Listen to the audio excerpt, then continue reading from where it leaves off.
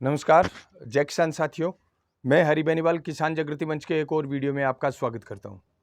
साथियों, सूरतगढ़ पेराफेरी में हेराफेरी के खिलाफ हमने पिछले 3 महीने में लगातार आपको एक से बढ़कर एक अन्यायों और अत्याचारों के ऐसे मामले आप तक पहुंचाए, जिनको जानकर सुनकर आपने भी अचरज जताया था। और हमारे मामलों को जब हमने प्रशासन तक पहुंचाया, जब सरकार तक पहुंचाया, तो उसके बाद में राज्य सरकार ने भी उपनिवेश विभाग की टीम को भेजकर जब यहाँ के मामले को जांचा, परखा और देखा, तो राज्य सरकार भी हैरान थी। कैसे सूरतगढ़ के अंदर पेराफेरी में एक बेधड़क पेराफेरी में हेराफेरी होती है। यहाँ के नेताओं, भूमाफियाओं और भ्रष्ट प्रशासन द्वारा मिलकर किस प्रकार से आम भोले भाले किसानों को ठगा जाता है, उनको खातेदारी लाकर देने के नाम पर उनकी जमीनें हड़प ली जाती है। और विशेषकर कुछ नोटेरी, कुछ दस्तावेज लेखक, कुछ प्रॉपर्टी डीलर और कुछ बड़े बाहुबली, उन लोगों ने मिलकर यहाँ पर भोले भाले लोगों को पावर ऑफ अटर्नी के नाम पर उनकी ज़मीनें छीनने का काम किया है। उनके अंदर हमने बताया किस प्रकार से नंदलाल जी शर्मा, किस प्रकार से जय सिंह जी खेरवाल, किस प्रकार से हमने बताया कि यहाँ पर शेखर बोहरा के पापा भीखाराम बोहरा अपने ज़मीनी हक को लेकर बाल बाल बचे थे। उनकी ज़मीन जो है वो जाने ही वाली थी। अगर वो कुछ ही दिन और ना चेतते तो शायद उनकी ज़मीन भी वो लोग हड़प लेते। अब यहाँ पर इस पूरी हेराफेरी के अंदर कोई आम आदमी का नाम आता तो हम ये मान लेते कि हाँ, ये छोटा मोटा कोई घपला या घोटाला है। यहाँ पर राजनीतिक लोगों के नाम इसके अंदर शामिल होने के बाद में बहुत सारे लोगों ने किसान जागृति मंच और मुझे टारगेट करने का काम भी किया, क्योंकि जब भी आप सच को सच और झूठ को झूठ कहने का काम करते हैं, तब आपको इस प्रकार के विरोध और टारगेट का सामना करना ही पड़ता है। यहाँ पर नाम आ रहा था बहुत सारे मामलों के अंदर अप्रत्यक्ष रूप से पूर्व विधायक गंगाजल जी मील और उनके साथियों का, और यहाँ पर प्रत्यक्ष रूप से नाम आया वर्तमान विधायक राम प्रताप जी कासनिया के बेटे संदीप कासनिया का। संदीप कासनिया के मामले में जब शेखर बोहरा से हमारी बातचीत हो रही थी, एक लाइव वीडियो के अंदर हमने बताया कि उनके बड़े भाई के साथ मिलकर संदीप जी कासनिया और उनके लोगों ने उनकी जमीन को हड़पने का कुत्सित प्रयास किया। गलत स्टाम्प, फर्जी सिग्नेचर, इन सब के द्वारा उन लोगों की जमीन जो नेशनल हाईवे के जस्ट ऊपर आ रही थी, तो जो करोड़ों की जमीन थी, वो कोड़ियों के दाम खरीदने का प्रयास, कुत्सित प्रयास इन लोगों ने किया। अब भी जारी है प्रयास। और जो उपनिवेश विभाग की टीम आई थी, ग्वांडे कमेटी यहां पर आई थी, जिन्होंने सूरतगढ़ पेराफेरी में हेराफेरी को स्वीकार किया था, वो टीम पता नहीं कहां गायब हो गई। उपनिवेश विभाग ने जब यहां पर 73 खातेदारियों को चिन्हित करके बताया कि इनमें गड़बड़ी की आशंका है, उनके कारण भी बताए, लेकिन उसके बाद में यहां के भूमाफियाओं ने मिलकर प्रशासन को पता नहीं कौन सी गोली गिटाई है कि आज प्रशासन खामोश है। आचार संहिता लगने को है। यहां पर हमारे जितने भी पीड़ित किसान हैं, उन सबको अंदेशा इस बात का है कि जैसे ही आचार संहिता लगेगी, प्रशासनिक अमला जैसे ही पावर में आएगा, उसके बाद में इनके साथ कोई बड़ी अनहोनी हो सकती है। ऐसा मानना है शेखर बोहरा का, नंदलाल शर्मा का, जय सिंह जी खेरवाल का। इसके अलावा भी बहुत सारे मामले हमने ग्रामीण क्षेत्र के आप तक पहुंचाए। इस वीडियो के माध्यम से मैं आपको ये बताना चाहता हूं कि सूरतगढ़ पेराफेरी में खातेदारियों की हेराफेरी तो हुई थी, लेकिन आजकल एक नया खेल चल रहा है।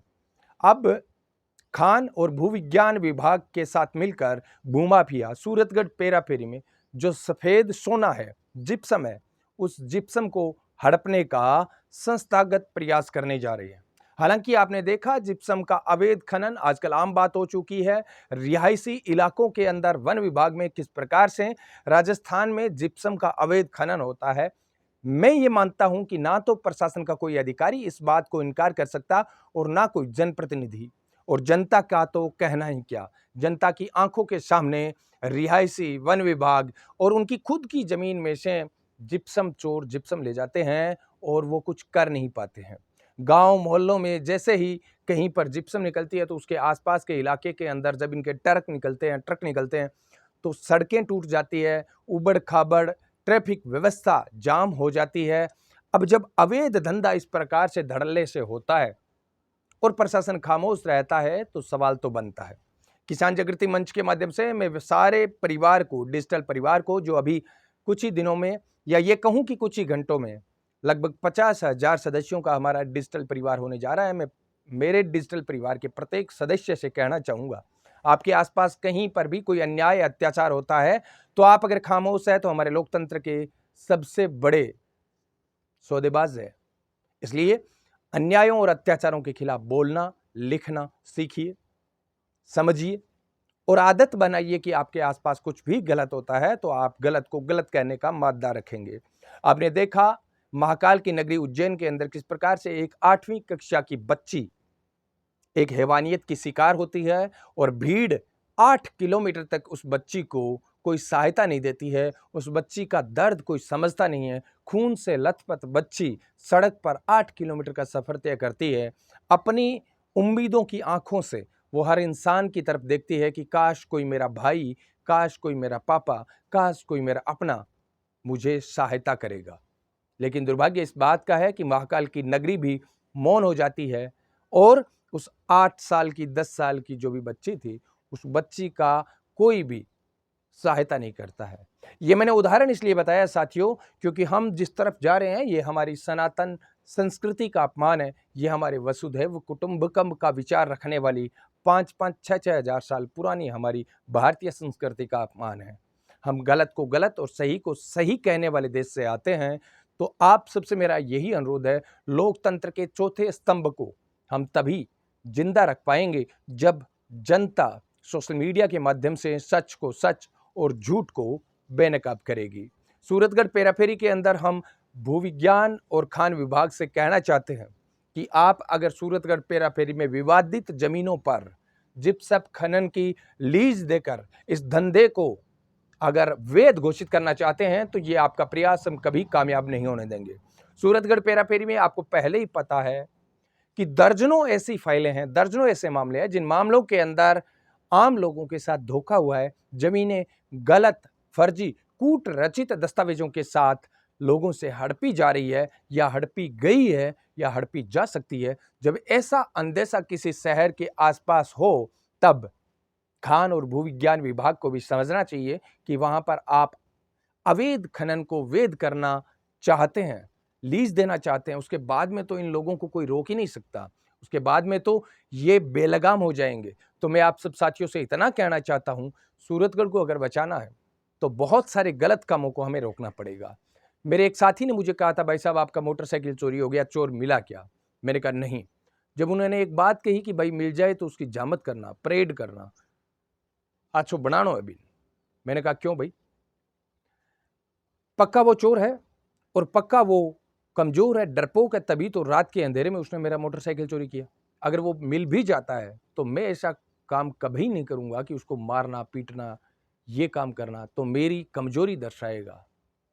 मैं तो असली जो चोर है, जिन चोरों के कारण हालात ऐसे पैदा हो गए कि हमारे छोटे भाइयों को काम, मेहनत का काम मुश्किल लगता है और ये चोरी, नशा, अपराध ये अच्छा काम उन्हें लगता है।